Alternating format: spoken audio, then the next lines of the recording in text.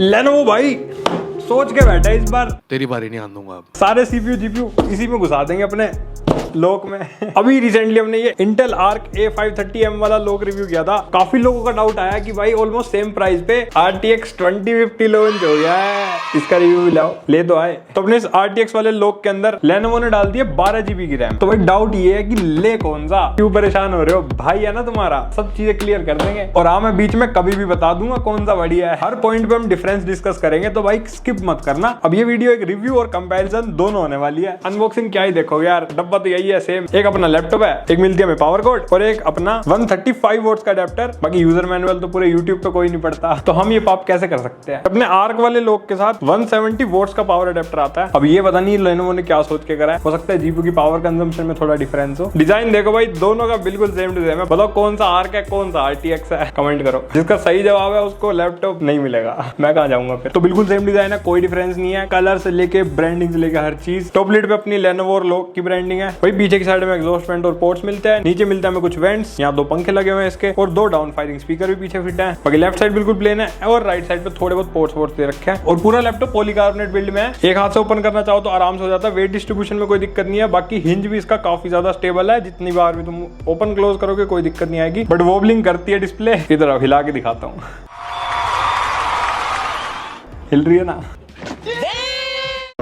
Flex की बात करें तो अपर लिड में हल्का फुल्का फ्लेक्स है हमारे पास, बट इतना ज्यादा नहीं लगा मेरे को। एंड कीबोर्ड फ्लेक्स भी डिसेंट है, मतलब प्लास्टिक बॉडी के हिसाब से बहुत ज्यादा भी नहीं है। वेट भी सेम 2.6 kg का, ये भी चार्जर के साथ 3 किलो का हो जाएगा। अभी जो रीडिजाइन करा है इसके अंदर लेनोवो ने, जो थर्मल्स है उसमें काफी ज्यादा इंप्रूवमेंट करी है। कोल्ड फ्रंट हाइपर चैम्बर डाल दिया, जो इस साल लीजन सीरीज के अंदर भी डाल रखा है। उसके बारे में मैंने डिटेल में इंटेल आर्क वाले मॉडल के रिव्यू में बताया था। वो वीडियो काफी डिटेल्ड रिव्यू है, तो उसको जरूर देख लेना। इस वीडियो के बाद काफी सारी ऐसी चीजें बताई है उस वीडियो में मैंने, जो भाई जनरली कहीं पर भी तुमने नहीं सुनी होगी। स्पेसिफिकेशन की बात करें तो प्रोसेसर इसके अंदर i5-12450HX 8 कोर 12 थ्रेड्स के साथ 4 परफॉर्मेंस और 4 एफिशिएंसी कोर्स है। और मैक्सिमम ये भी 4.4 गीगाहर्ट्ज तक चला जाता है, जितना अपना H सीरीज वाला जाता है। तो पिछली वीडियो में भी लोगों का यही डाउट था कि भैया H और HX में फर्क क्या है, ये बताओ। क्योंकि पुराना लोक H के साथ आता था और उसका प्राइस भी अब काफी ज्यादा कम हो गया, तो कंसीडर वो वाला करना सही रहेगा या फिर नहीं। इंटेल की डेफिनेशन तो यही है कि HX वाले प्रोसेसर ओवरक्लॉकेबल होते हैं एंड उनकी ना पावर कंजम्पशन थोड़ी ज्यादा होती है, इसलिए वो ज्यादा परफॉर्मेंस डिलीवर कराते हैं किसी भी, अगर तुम नॉर्मल H वाले प्रोसेसर से कंपेयर करो। बट इस वाले लोक के अंदर ये चीज हो रही है, स्ट्रेस टेस्ट वगैरह जब भी हमने बेंचमार्किंग करी, स्कोर्स में ज्यादा फर्क आ ही नहीं रहा है भाई H सीरीज के कंपेयर में। तो क्या ये मान लें कि भाई ये किसी काम का नहीं है? देखो ऐसा कहना गलत होगा, क्योंकि हो सकता है मे भी अपडेट्स के साथ साथ ये चीज ठीक हो जाए, क्योंकि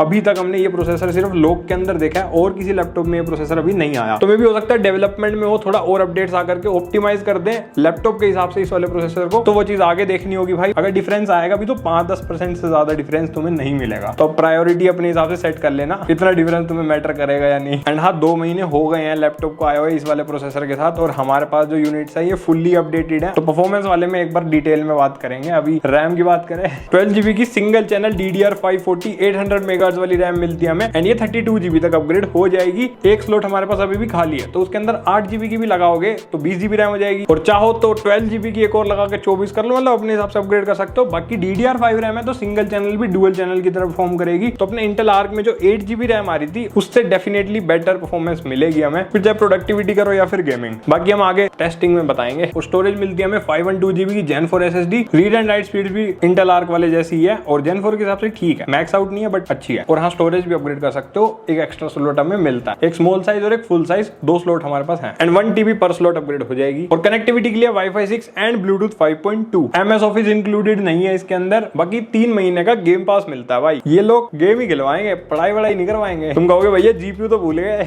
अरे वही तो मेन है। 4 GB VRAM के साथ RTX 2050 मिलता है इसमें, 65 वोट की TGB के साथ। आर्क वाले लैपटॉप में भी जब मैंने टेस्ट किया तो 60-65 वोट्स के आसपास ही है इसकी TGB, तो ऑलमोस्ट सेम सी मान के चलो, मतलब टक्कर का मुकाबला होने वाला है भाई। बाकी जो लास्ट ईयर अपना लोक आया था उसके अंदर जो 2050 था वो 70 वोट्स का था। आई डोंट नो 5 वोट कम क्यों करी, सेम ही दे देते यार। प्राइस में भी वैसे डिफरेंस है पुराने वाले कंपेयर में, वो 70 के आसपास लॉन्च हुआ था भाई, ये 60 में आया एंड उससे बेटर डिस्प्ले है। ये वाला बेटर तो है उससे भाई। अब जो लोग भी इस वीडियो को देख रहे हैं इनमें से काफी लोग ऐसे होंगे जो भाई दिल्ली, नोएडा या गाजियाबाद के आसपास से होंगे। तो भाई आप लोगों के लिए एक स्पेशल चीज बताना चाहता हूँ, अगर कोई भी लैपटॉप परचेज करना हो तो तुम जा सकते हो फ्यूचर IT जोन। वहां पर भाई गेमिंग, नॉन गेमिंग, प्रोफेशनल या फिर कैसा भी लैपटॉप खरीदना हो तो सब चीजें वहां अवेलेबल मिल जाएंगी। किसी भी मोड से पेमेंट कर सकते हो, फाइनेंस की फैसिलिटी भी अवेलेबल है और इनके काफी स्टोर्स हैं अलग अलग। तो मैं डिस्क्रिप्शन में एड्रेस और कॉन्टैक्ट नंबर दे रहा हूँ, तो सारी जानकारी वहां से ले सकते हो। बाकी भाई का रेफरेंस दोगे थोड़ा बहुत फायदा भी हो जाएगा। जाओ जाओ चेक करो। कीबोर्ड की बात करें तो व्हाइट बैकलाइट के साथ आता है, 2 लेवल की ब्राइटनेस इसके अंदर हमें मिलती है और कीबोर्ड की क्वालिटी बढ़िया है एकदम। तो इन चीजों में कोई फर्क नहीं है अगर तुम कंपेयर करना चाहो इंटेल वाले से। तो टाइपिंग वगैरह वाले कोई भी काम करो जबरदस्त तरीके से हो जाएंगे। बाकी हमें शॉर्टकट्स भी बहुत सारे मिलते हैं फंक्शन कीज पे एंड एक डेडिकेटेड अपना माइक्रोसॉफ्ट कोपायलट का बटन भी मिलता है। यहाँ पर एक डिफरेंस मुझे लगा कि अपने RTX वाले में कोपायलट के लिए डेडिकेटेड बटन है, बट इंटेल वाले के अंदर कंट्रोल का बटन है, उसकी जगह कोपायलट का बटन नहीं है। तो ये एक डिफरेंस मुझे नोटिस हुआ। मे भी हो सकता है अब जो नए वाले इंटेल के जो मैन्युफैक्चर ये करेंगे हो सकता है उसमें कोपायलट दे दे। कुछ टाइम बाद जो लोग आर्क वाला लैपटॉप लेंगे भाई कमेंट करके गाली मत देना। ट्रैक पैड भी बड़ा और क्लिकी है, फीडबैक बढ़िया मिलेगा तुम्हें, जेस्चर वगैरह सब चीजें सपोर्टेड है, क्वालिटी बढ़िया है एकदम। कि अपने इस लैपटॉप का जो कीबोर्ड है वो 100% एंटी घोस्टिंग को सपोर्ट करता है और इसकी जो की कैप्स है वो स्वैपेबल है। और वो चीज कैसे होती है तो वो मैंने लास्ट वाली वीडियो में डिटेल में बताया था, इसलिए बार बार कह रहा हूँ कि चेक जरूर कर लेना भाई। कुछ ऐसा अपना Lenovo Vantage का सॉफ्टवेयर, यहाँ पर हमें सबसे ऊपर थर्मल मोड्स मिल जाते हैं। यहाँ पर अलग अलग थर्मल मोड्स में एडजस्ट कर सकते हो और एक कस्टम मोड भी मिलता है एंड इसके अंदर अगर हम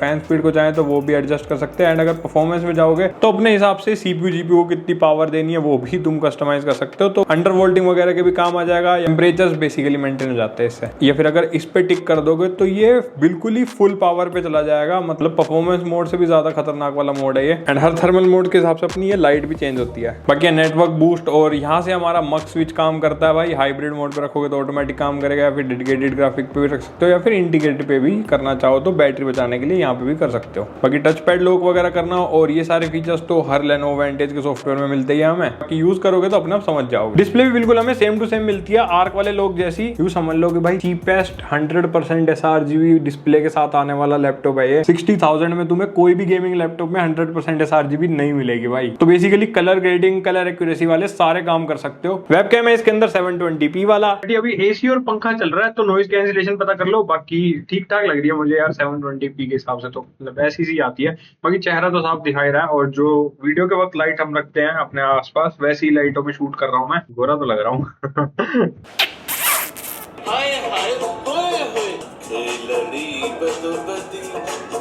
बहुत वायरल हो रहा है आजकल ये फुद्दू सा गाना।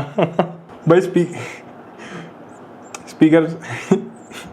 की क्वालिटी डिसेंट है, लाउडनेस भी ठीक ठाक मिलेगी तुम्हें। एवरेज से थोड़े से ऊपर मान सकते हो बट बहुत ज्यादा तगड़े नहीं है। क्वालिटी वाइज अच्छे हैं, डिस्टोर्शन वगैरह नहीं है। बाकी नाइमिक का भी इसके अंदर डला हुआ है सॉफ्टवेयर, जिसके अंदर जाके अपने हिसाब से ट्वीक कर सकते हो साउंड को। भाई तुम हेडफोन वगैरह लगाते हो तो गेमिंग वगैरह के अंदर भी काफी सारी चीजें चेंज कर सकते हो, तो सेटिंग फुल मिलेगी। बैटरी मिलती है इसके अंदर हमें 60 वॉट आवर्स की। अगर बैकअप निकालना है तो रिफ्रेश रेट 60 हर्ट्ज करके, कीबोर्ड बैकलाइट बंद करके, ब्राइटनेस 50-60% कर लेना, IGP मोड पे इसे चलाना और बैटरी सेवर भी ऑन कर लेना। और फिर जब अगर तुम नॉर्मल टास्क पे इसे चलाओगे तो ये 2-3 घंटे का बैकअप दे देगा। मतलब पूरी पढ़ाई करके आने के बाद तुम्हें डिग्री देगा। गेमिंग लैपटॉप है ना, जाती इसकी ऐसी है, बैकअप तो देना ही नहीं होता इन्होंने। बाकी यूसेज पे भी डिपेंड है, वेरी कर सकता है बैकअप। अब डायरेक्ट अपनी परफॉर्मेंस पाते हैं भाई। बहुत सारी हमने इधर उधर की बातें कर ली, मुद्दा तो अब शुरू होगा। तो बेंचमार्क के स्कोर देखो। सबसे पहले सिनेबेंच R23 के अंदर हमारे पास ये स्कोर आता है। गीकबेंच 6 के अंदर हमारे पास ये स्कोर मिला था हमें। ग्राफिक्स क्वालिटी के अंदर भी देख सकते हो भाई कितना स्कोर आता है। PC मार्क 10 के अंदर हमें ये स्कोर मिला था 6000 के अराउंड एंड क्रॉस मार्क के स्कोर्स भी देख सकते हो। बाकी 3D मार्क टाइम स्पाई के अंदर ग्राफिक क्वालिटी का ये स्कोर आया था हमारे पास एंड CPU GPU के स्कोर्स भी देख सकते हो। और VR मार्क के अंदर भी हमें ठीक ठाक स्कोर मिल गया। मतलब हल्की फुल्की लाइट लेवल की VR गेमिंग ये करवा सकता है, बट बहुत ज्यादा उम्मीद मत करना, हाई लेवल नहीं करा पाएगा। तो अगर इसके बेंचमार्क्स को इंटेल आर्क वाले लोग से कंपेयर करें तो यहाँ मैंने पूरी टेबल प्लॉट करी है और इसी टेबल के साथ साथ मैंने एक ग्राफ भी प्लॉट करा। इन दोनों को तुम वीडियो पॉज करके एनालाइज कर सकते हो, तुम्हें पता चल जाएगा कि कौन कौन से बेंचमार्क में कितना कितना डिफरेंस है दोनों लैपटॉप्स के अंदर। मोटा मोटा ग्राफिक्स क्वालिटी में काफी डिफरेंस आया था, चाहे वो 3D मार्क टाइम स्पाई के स्कोर्स को देख लो या फिर तुम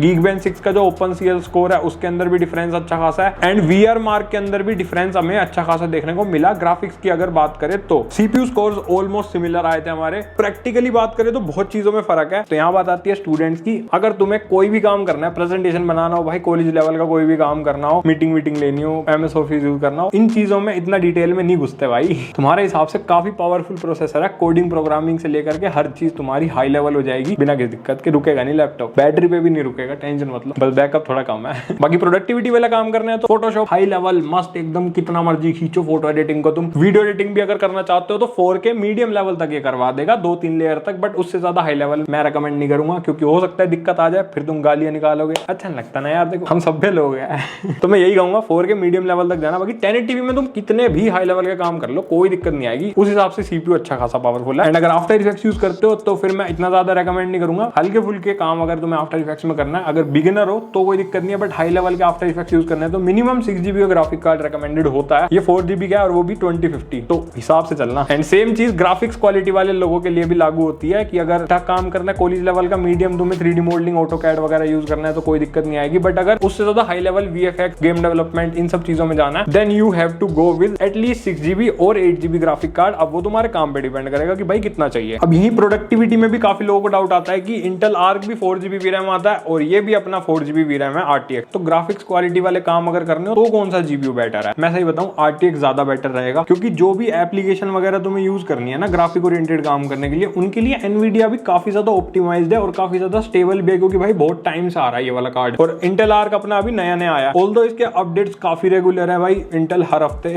5-10 दिन में देता रहता है कोई ना कोई अपडेट, कभी वो भी जल्दी में देता है, तो इसे बहुत जल्दी ऑप्टिमाइज करने की कोशिश कर रहे हैं इंटेल, बट स्टिल थोड़ा टाइम तो लग ही जाएगा। तो अगर तुम एक नया लैपटॉप प्लान कर रहे हो तो कोई ज्यादा इनके प्राइस में तो डिफरेंस है नहीं, और ग्राफिक ओरिएंटेड ज्यादा काम रहते हैं तुम्हारे, तो फिर तुम 2050 वाले कार्ड को प्रेफर करो। मेरे हिसाब से ये ज्यादा बेटर रहेगा। बाकी तुम्हारी चॉइस है भाई, जो मन करे। फिलहाल गेमिंग वाले लोगों की बातचीत कर लेते हैं। गेम टेस्ट पे नजर डालो अपने 2050 पे, फिर इसके बाद इससे भी कंपेयर करके दिखाएंगे कितना फर्क आता है। तो पहले हमने CS2 टेस्ट किया हाई प्रीसेट के ऊपर। FPS मिल रहे थे हमारे पास 100-120 के आसपास, बहुत ही आराम से टच हो रहे थे, जो कि काफी सही परफॉर्मेंस है। टेम्परेचर भी अपने 70-75 डिग्री तक मेंटेन थे, कभी कभी 80 डिग्री तक मैक्सिमम टच हुए, बट उससे ज्यादा हाई नहीं गए। अब अगर इसे इंटेल वाले लोग से कंपेयर करें तो जमीन आसमान का फर्क है। ऑलमोस्ट डबल FPS दे रहा है RTX 2050। ये भी ऑप्टिमाइजेशन की वजह से ही होगा मेरे हिसाब से, क्योंकि ये गेम एनवीडिया के लिए ज्यादा ऑप्टिमाइज्ड होगा और इंटेल के लिए नहीं है। बाकी स्टैट्स तुम्हारे सामने, कंपेयर कर लो। देन GTA 5 टेस्ट किया, वेरी हाई का प्रीसेट था, और इस प्रीसेट के ऊपर भी हमारे पास 100+ FPS जा रहे, जो कि मेरे हिसाब से बहुत ही सही है, क्योंकि 40 वोट से ज्यादा GPU ने पावर ड्रॉ नहीं करी है, और इतने अच्छे प्रीसेट पे हमें इतने सही FPS दे रहा है, और क्या चाहिए भाई।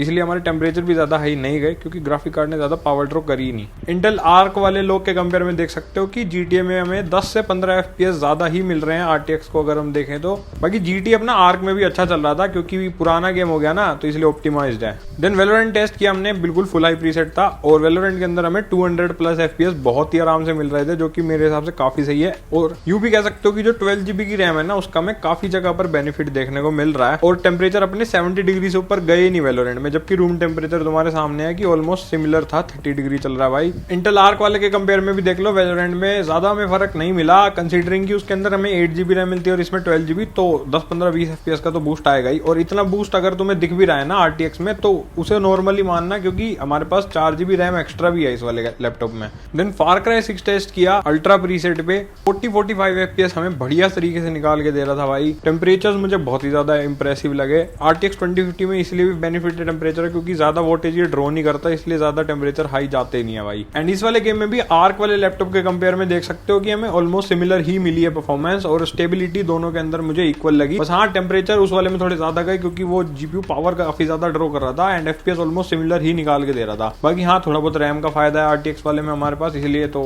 ज्यादा स्टेबल भी जा रहे हैं उसके अंदर FPS। तो फार क्राई में भी ऑलमोस्ट इक्वल मान के चलो। RDR 2 टेस्ट किया अल्ट्रा प्रीसेट पे, और यहाँ देख सकते हो कि हमारी रैम पूरी ऑलमोस्ट चुस गई है भाई। 12GB की रैम है, 11GB से ज्यादा यूज हो रही है भाई। तो FPS हमारे पास 45-50 के आसपास निकल के आ रहे हैं, जो कि सही है मेरे हिसाब से, कोई दिक्कत नहीं है। एंड इस वाले गेम में हमें मैक्सिमम पीक पावर दिखी कि GPU ने 60 वोट्स तक भी बीच बीच में ड्रॉ करी है पावर। एंड आर्क वाले के कंपेयर में देख सकते हो ऑलमोस्ट सिमिलर FPS ही मिल रहा है हमें। ये जनरली 40 वोट्स तक पावर ड्रॉ कर रहा था, वो 65 वोट्स 65 से ऊपर भी ड्रॉ कर रहा था, पर हाँ उसमें रैम कम है, लेकिन स्टिल वो ऑलमोस्ट इसके जैसे FPS दे रहा था। तो क्या ही कहें, मतलब कॉम्पिटिशन टफ है। Then Spiderman Miles Morales test किया हाई प्रीसेट पर, देख सकते हो साथ साथ की DLSS को ऑफ करके ऑन करके कितना फर्क मिलता है। 15-20 FPS तो डेफिनेटली बूस्ट हो जाते हैं, बीच बीच में 80-90 तक भी हमारे DLSS वाले में जा रहे थे। तो हाँ DLSS क्योंकि यार ऑप्टिमाइज है बहुत ज्यादा, इसलिए अच्छा काम करता है। बट इंटेल आर्क में ना मैंने वेरी हाई प्रीसेट पे टेस्ट किया था, तो मैं उसके साथ कंपेयर नहीं कर सकता क्योंकि इस RTX वाले लोग में ना वेरी हाई प्रीसेट पे गेम चल नहीं रहा था, कुछ ग्लिच आ रहा था, तो इसलिए मैं वेरी हाई पे टेस्ट नहीं कर पाया। तो हाई के हिसाब से वेरी हाई को कंपेयर करना ठीक नहीं है, तो अपने हिसाब से कंपेयर कर लेना। वेरी हाई के हिसाब से इंटेल आर्क में भी ठीक ही आ रहे हैं FPS, इतने ही मिलते हैं इसके अंदर। देन रे ट्रेसिंग मैंने ऑन कर दी और DLSS ऑफ और ऑन करके देख सकते हो कितना फर्क पड़ता है। ज्यादा कुछ फर्क है नहीं वैसे, और मैं तो यही कहूंगा रे ट्रेसिंग पे मत ही खेलना भाई, RTX 2050 नहीं झेल पाएगा। 15-20 FPS में चला रहा है तो रहने ही देना। सेम चीज इंटेल वाले में भी हुई थी, तो रे ट्रेसिंग दोनों में ही काम नहीं आएगी। Then God of War test किया अल्ट्रा प्रीसेट पे, एंड यहाँ साइड बाय साइड देख सकते हो कि DLSS को ऑफ और ऑन करके कितना फर्क मिलता है। देखो 10 से 15 FPS तो DLSS बूस्ट कर रहा था हमारे पास इस वाले गेम में, एंड अल्ट्रा प्रीसेट पे 40+ FPS गॉड ऑफ वॉर में इस वाले ग्राफिक कार्ड से लेना एक बड़ी बात है। तो DLSS वो करवा सकता है, ये तो भाई मान गए हम।